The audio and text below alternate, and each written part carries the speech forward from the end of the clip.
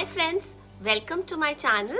Today we are going to learn about Warli Art, which is a tribal art from Maharashtra. The Warli culture is centered around the theme of Mother Nature, and farming is the main occupation of this tribe. These paintings use only three basic shapes: triangle, circle and square.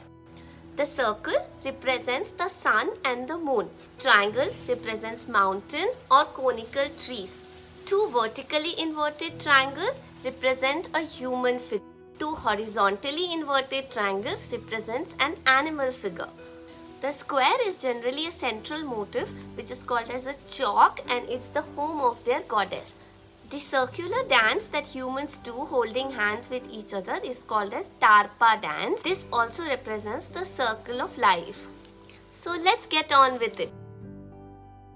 I'm going to be painting on a square cardboard which is of 8 into 8 inch size. The background shade for any Warli art is generally of earth color, so it's either deep red or brown color. I figure out the center of my square canvas and start drawing concentric circles with my compass. I draw 5 concentric circles at approximately equal distances. These will serve as marking for my head, upper body, lower body and legs of the human figure. And this is how it turns out.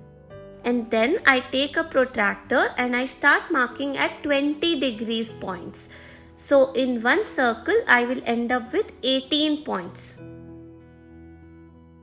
So we end up with 18 equal points and 4 gaps between the concentric circles. Then I take my pencil and start drawing the figures. I draw the circular head and neck in the upper gap. Then I draw a triangle in between for upper body. For lower body, I draw an inverted triangle and I draw twisted lines for hands and legs. Each dot helps me to define the center of that human figure, so I end up with 18 human figures in one circle. Once I am done with my drawing, I simply take white acrylic paint on a thin brush and I start painting the figures. As I paint, the painting will start to look more lively and more beautiful. It is super simple. You don't need to worry about accuracy because there is perfection in imperfection when we talk about folk art.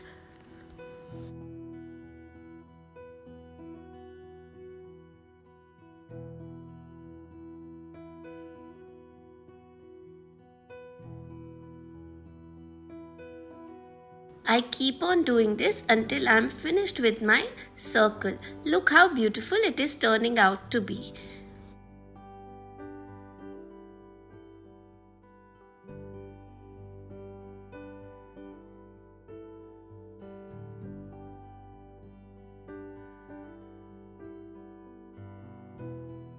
Border is a critical element when it comes to folk paintings.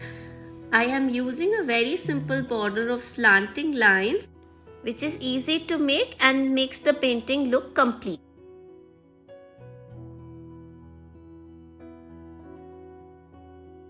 For the center, I am just putting a round dot and giving it the shape of sun or a star.